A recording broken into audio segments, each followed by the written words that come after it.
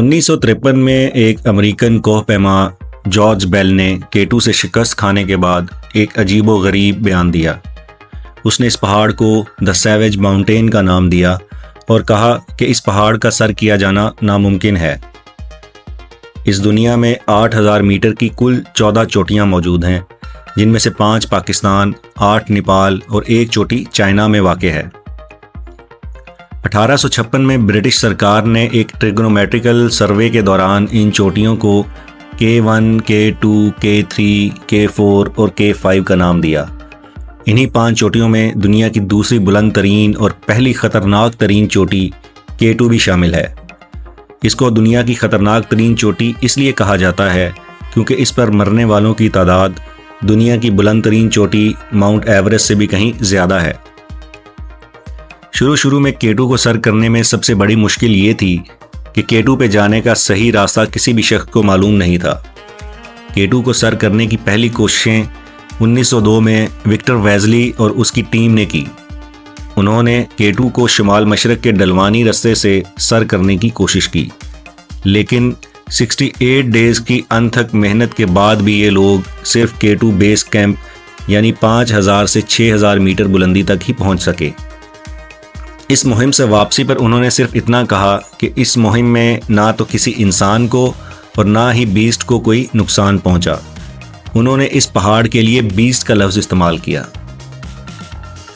K2 کو سر کرنے کی دوسری کوششیں 1909 میں کی گئیں، لیکن یہ لوگ بھی بیس کیمپ سے آگے نہ جا سکے۔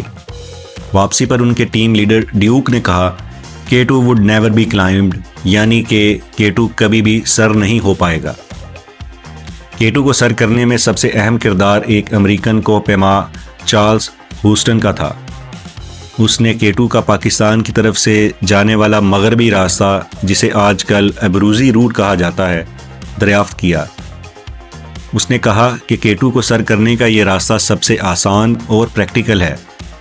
1939 میں ڈوڈلی وولف نے اور اس کی ٹیم نے اس راستے سے پہلی بار K2 پر 8000 میٹر کی بلندی پر، جہاں پہ آج کل کیمپ نمبر 4 ہوتا ہے، اس تک پہنچے۔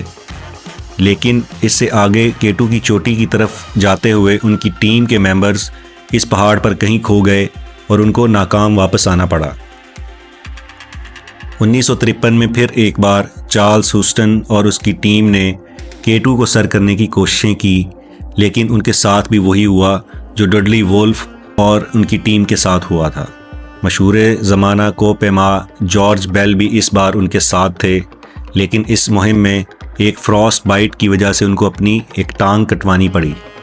K2 کو پہلی مرتبہ کامیابی سے سر کرنے کا سہرا اٹلی کے 2 کوہ پیماؤں کے سر جاتا ہے۔ انہوں نے پہلی مرتبہ 31 جولائی 1954 میں K2 کو کامیابی سے سر کیا۔ اگر آپ K2 کے متعلق موویز دیکھنے کا شوق رکھتے ہیں تو ہالی ووڈ کی یہ 4 موویز آپ کو بہت پسند آئیں گی، جن میں 1991 میں ریلیز ہونے والی مووی K2، 2001 میں ورٹیکل لمٹ، 2012 میں دی سائرن آف ہمالیہ اور 2012 میں دی سمٹ کے نام سے مشہور ہیں۔ ان موویز کو دیکھنے کے بعد آپ کو قدرت کے اس شاہکار کی وسعت اور خد و خال کو سمجھنے میں مدد ملے گی۔